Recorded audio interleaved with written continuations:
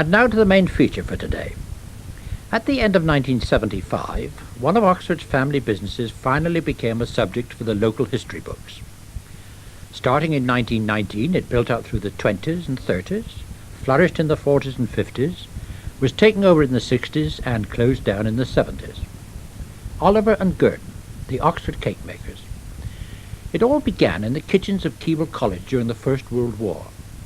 Mr. Oliver, who was the chef at Keble, was away at war, as was his number two, Mr. Albert Poulter, which left Mr. Aubrey Gurden in charge. It was early in 1976, following the closing down of Oliver and Gurden, that I went to see Mr. Aubrey Gurden, together with one or two others who had been connected with the business. From what I learned, I was able to build up a picture of the firm's activities over the years, and from this, a programme was compiled for Linger a While, which was broadcast by Radio Oxford on the 4th of January 1976. At that time, Mr. Aubrey Gurden was in his 80s, and I'm happy to say that when I spoke to him during this past week, he told me he was now approaching 93 years of age and still very active. But this is what he had to say 6 years ago, when he recalled the beginnings of Oliver and Gurden whilst he was still at Keble College in 1919. We had two companies of cadets there at the time, about 300 officer cadets in training, and I was the only practical man in the kitchen, and so I carried on there right through the war, being called up at various times, but never actually put into uniform. Towards the end of the war, when things began to get a little bit easier, we were producing cakes in the kitchen, of which, although I had practically no experience up to that point, I more or less was self-trained.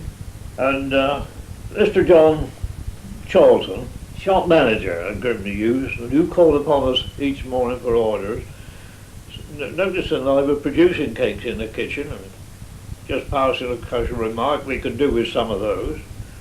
It started me thinking of what would happen when Mr. Oliver, who was my senior really in the kitchen, returned from the war and took over his rightful place.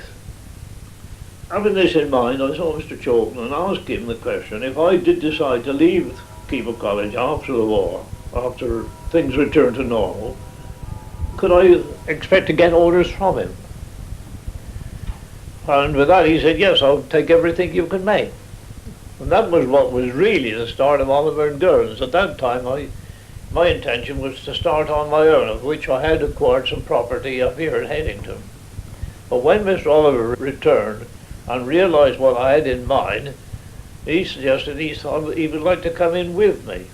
Instead of going ahead in Headington, which I had intended doing, we should go take over some premises in Summertown, which was an old bakery, which had been not operating for some 15 years and had been occupied by a firm by the name of Radbones, who were bakers.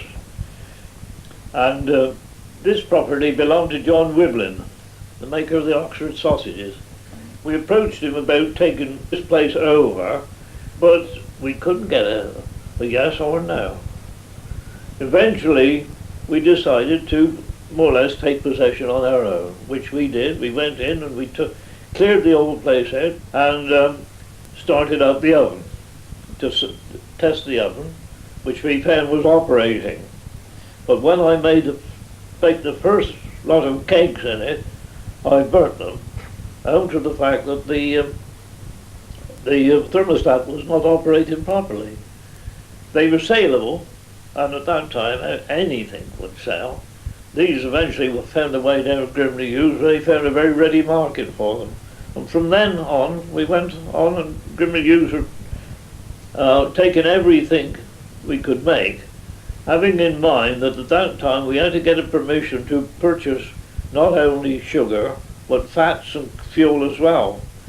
At the time, we worked the Keble College between the two of us. I went to college at meal times and worked up there between meal times, and then after we had finished at night, which was somewhere about 8 o'clock at night, I would go up there and work quite a few nights up till 8 o'clock, till approximately 8 o'clock the next morning, when I would go to the college again. At that time, my family saw very little of me. You were working some very long hours. Very long hours, yes. We took 2 and 3 days right through at the time. And you were doing the selling as well, I suppose. Well, there was no such thing as selling, it was sold. Already sold before we made it, you see, that we had to still have an open order. Everything we could make, we could send down to Grimley Hughes. And when I think it was 200 weights of sugar we were allowed, so probably the same amount of coal. I couldn't tell you how much coal now we use for this. And fats, similar amount of fats, I suppose. I can't remember the quantity, it's too far back for me to remember now. But when that was used, we just had to pack up. You finished production. Finished production. And when did the business start to expand? Possibly, I should say, somewhere in the neighbourhood of about 6 months. We couldn't expand till we got extra material. You see, we did make purchases from Ireland, which were not implicated in the war, and who were in a position to supply us not with sugar or fat, but with sugar and fat mixed together. We got icing sugar from them, but it was mixed with ground rice. This was a way of getting into the country, you see. So we were able to go over and get more than our rations, really, which eventually were doubled because Twinings, who were another grocer in the town at that time, wished to take some of our products, and the only way we could allow them any goods was by getting them to get an increase in the raw material which we were allocated at that time.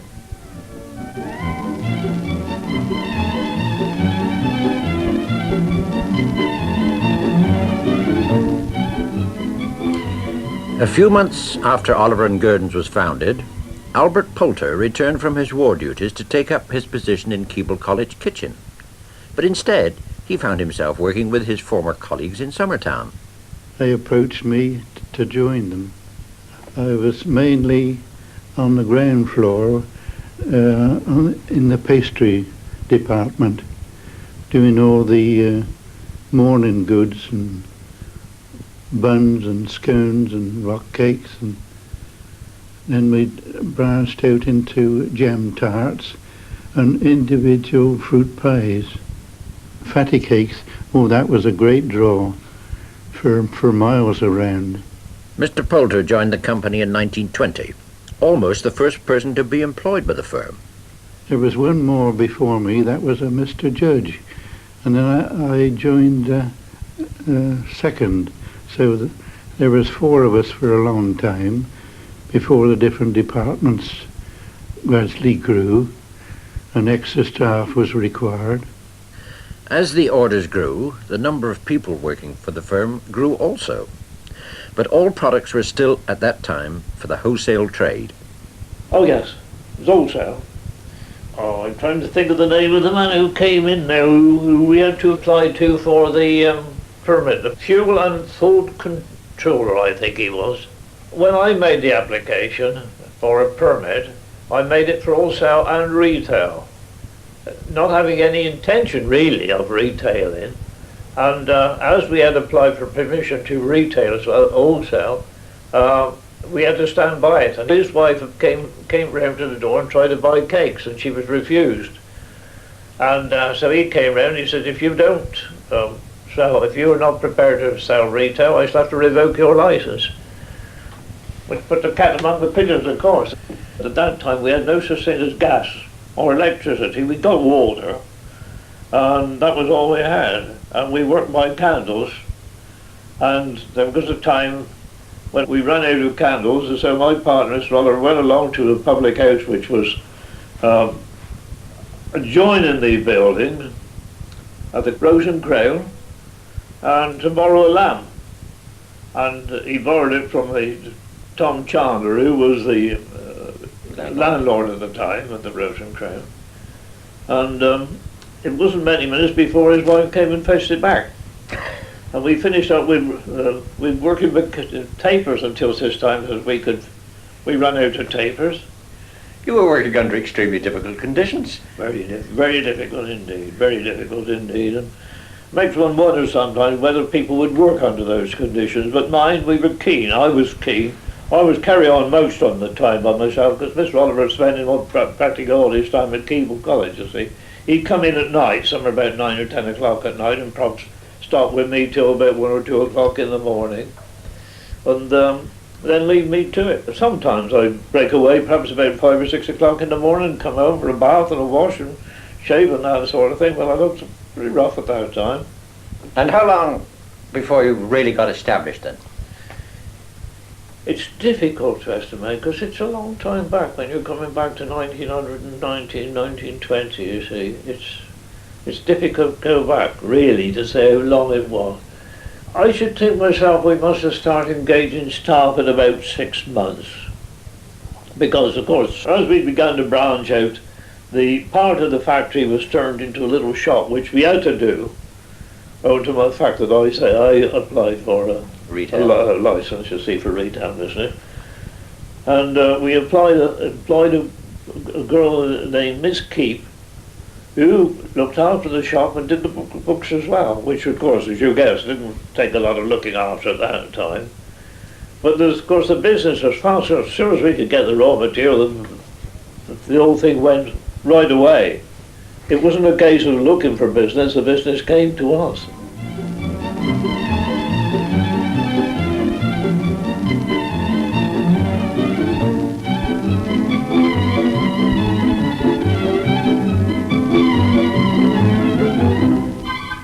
Mr. Poulter still remembers the feelings he had as the firm became more and more successful.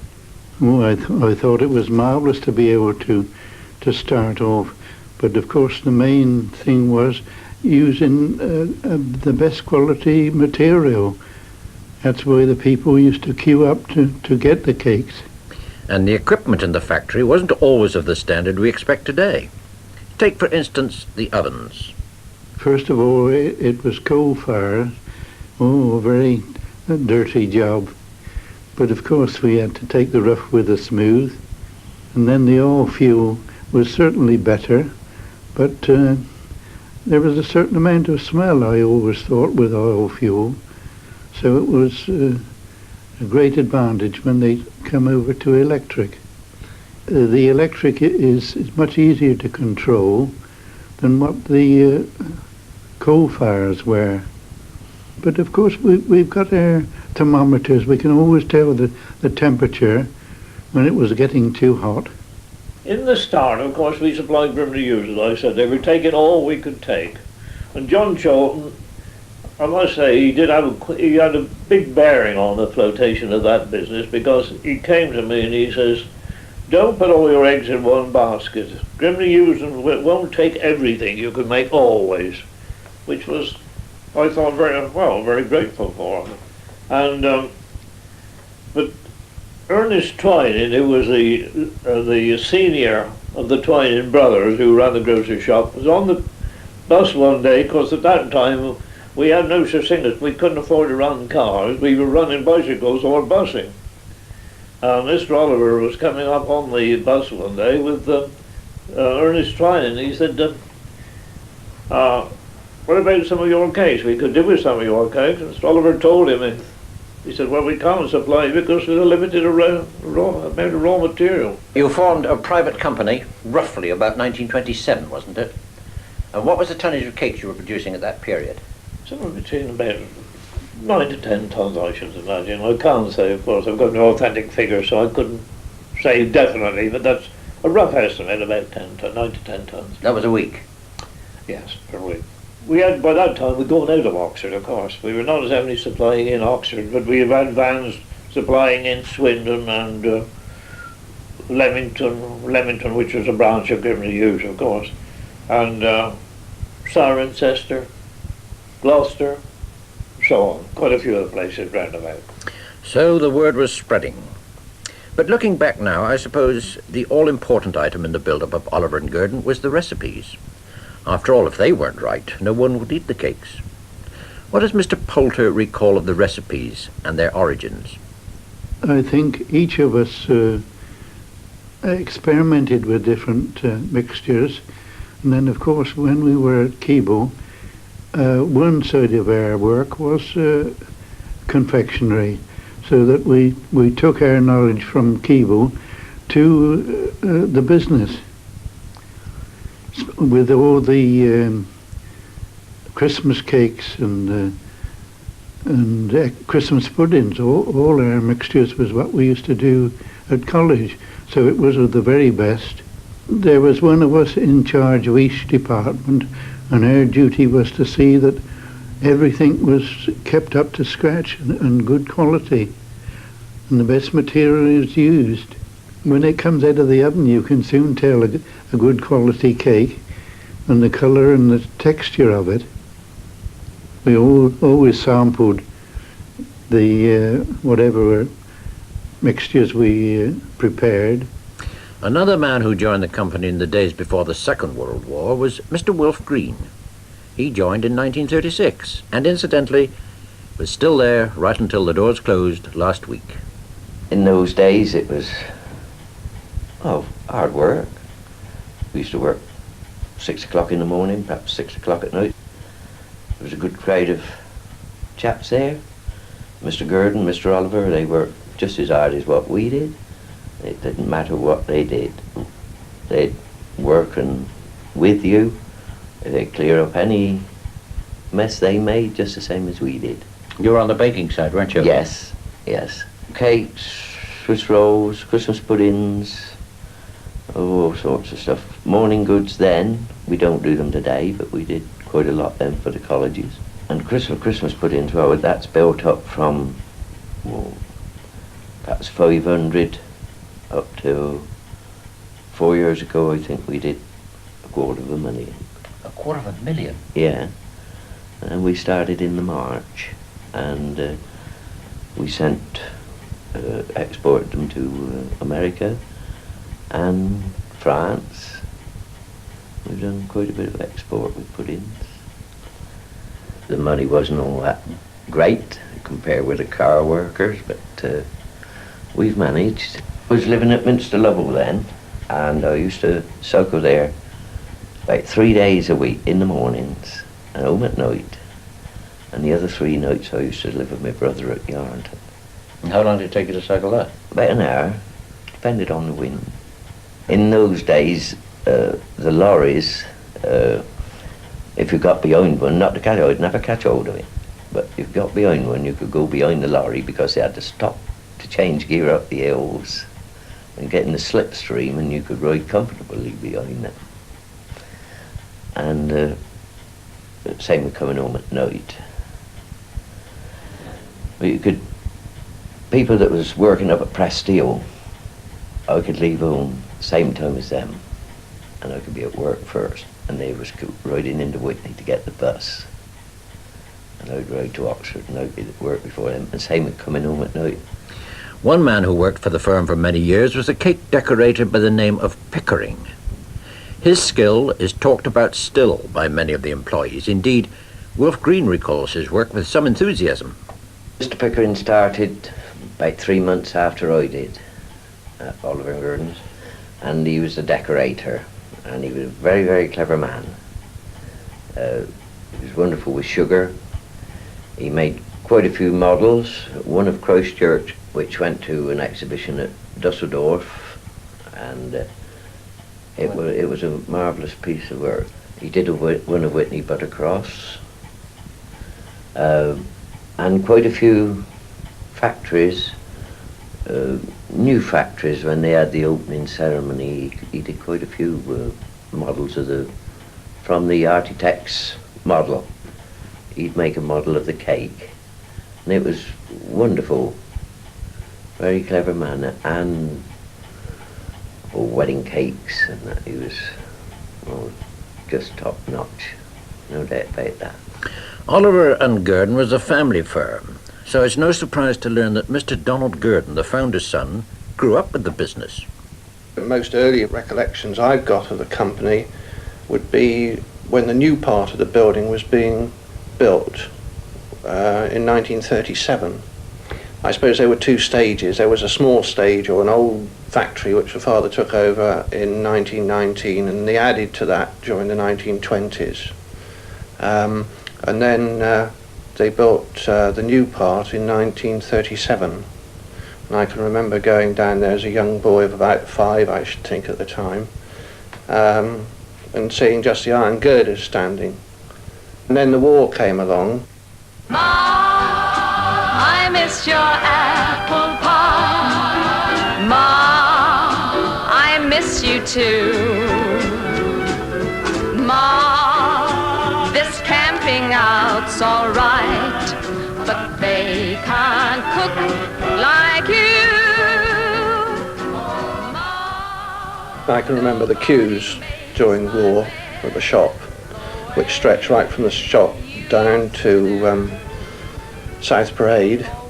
I can remember small boys and girls, I suppose,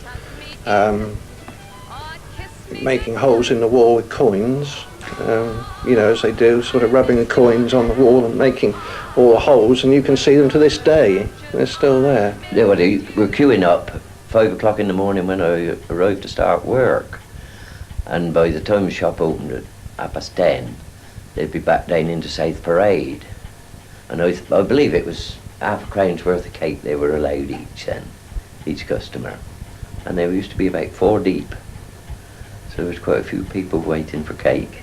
In August 1944, Mary Rogers joined the firm. It was obviously at the tail end of the war, and there wasn't so much production as what there was, say, 10 years ago, It's gradually built up to peak production. It was more the big type of cake, the slab cake, the Madeira cake. That was a cake that was very popular, I can always remember my first day's work here. We stood literally all day for 8 hours just chopping up dates. Chop, chop, chop, chop, and I thought, oh Lord, I'm not going to stop this for very long, but eventually production came, and we think, because when the August I did start, it was the first day back after a bank holiday, and as I said, there wasn't the production flowing through on the packing floor, so that was one of the jobs as a newcomer we were given to do. And how long did you stay there? In the packing department for about 2.5 years, and then I was promoted down into the dispatch department, where I've been all these last 20-odd years. Now, what kind of man was Mr. Oliver? Well, he was a very jolly man, very strict. We knew exactly how far to go with him. I remember him sending girls home because they weren't dressed correctly. He didn't think the shoes they wore were suitable or something like that. But at the same time, if you had crosswords with him, he never badged you malice in any way. He was very, very genuine, I should say. Well, just like Mr. Gurden, He was a strict man, but a fair man. A strict man, but very fair indeed, I always remember when I came for my interview, I in actual fact came with a relation, and we both started together. And I always remember him saying to us, well, you look very fit and strong, you'll be able to do a good day's work.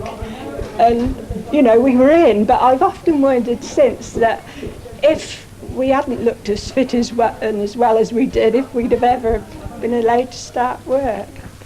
Easter 1949 was the date when Donald Gurden followed officially in his father's footsteps.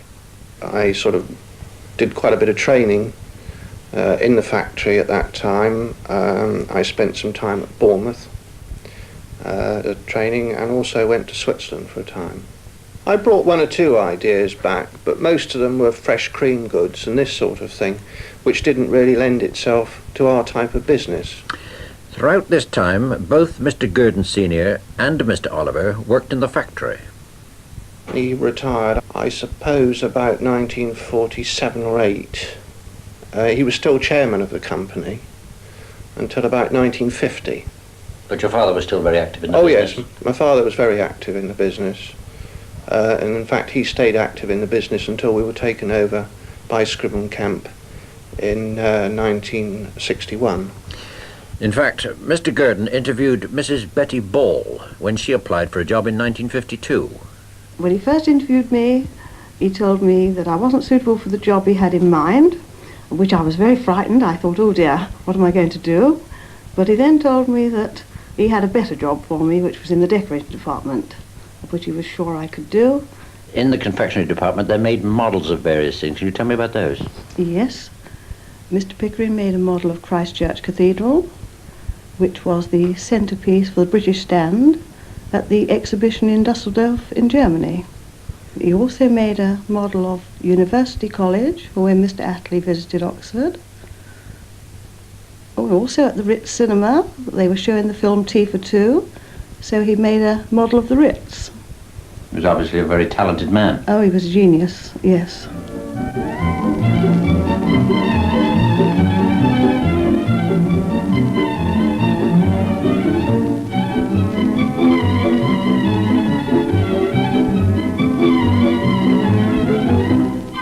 Meanwhile, Donald Gurden was making his own career in the business. My father didn't really give me any privileges. I had to start from the bottom, and I gradually worked my way up. I was, in fact, production director with Mr. Duncan. We shared the position at the factory.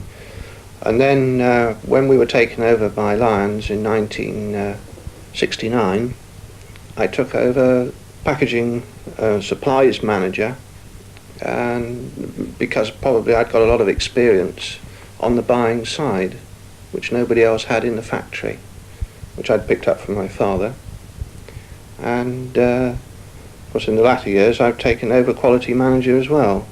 We exhibited about 1967 to 72, and we took quite a few prizes for Madeira cakes, bride cakes, fruit cakes, cupcakes, and shortbreads, which we pinched from the Scotch in London and in Edinburgh for fingers and the round shortbread cake.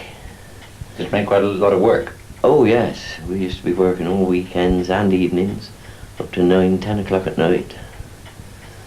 There was a lot of everything to prepare. One lot we put in of fruit cakes in the oven. For the camera could have been in the oven. It took us when we looked in. We opened the oven door and they were the same colour as what we put them in at. What went wrong? I don't know. The cake was standing up, but there was no colour to it at all. I don't know what our faces would have looked like if when we looked in the oven and saw that. So you had to start all over again? We had to start all over again, yeah. We produce about 25 to 30 tons of cake a week, depending on the time of the year. Obviously there'd be more at Christmas time with puddings as they're heavier. We use about 12 tons of sugar a week, something in the region of 2 tons of fruit a week, almost about 1.5 tons of egg a week, 3 tons of fat a week. It's surprising, you know, how it all adds up. What's been the increase in fruit price over the past couple of years, say? Fruit hasn't been too bad. Last year it did rise quite steeply, I suppose, almost 100%, but it's dropped back since. But the main problem was sugar, just over a year ago. When we had the sugar shortage? Sugar shortage and the terrific rise in the price of sugar. This was one reason for the price of our products going up. But also transport costs. This is one of the most crippling things in the business. The employees in the factory worked very hard, no doubt, but they also enjoyed social get-togethers, especially the annual staff parties. Oh, wonderful staff parties. Cadena, the Forum, when the Forum was a restaurant, we had them there. To the Spread Eagle, everything was free, all the drink as anyone liked, and there was always coaches laid on to get you home at night. It was one big happy family. Well now, alas, that happy family has been broken up, and Oliver and Gurden, the family firm and part of Oxford history, will now disappear, and with it the Oxford cake. The firm is gone, but stories like this one from Wolf Green will still linger a while. We just had a pressure whisk, and I shouldn't think Mr. Gurden thought much of it at the time, but I dare say, looking back, he'd see the funny side of it now. The sponge had just been blown out that had already been mixed, and the tap was turned off. On each side of the machine was an hopper, for one for sugar, one for egg. Mr. Gurden lifts the handle up to let the egg through, and the air hadn't been turned off. Instead of going into the tank, it blew straight up into his face, up onto the ceiling. Of course, we daren't laugh at the time, but there was a few titters went around after. I expect he'd see the funny side of it now. That recording was first broadcast on the 4th of January 1976, which marked the closing down of one of Oxford's well-known family businesses, Oliver and Gurden, Oxford's cake makers.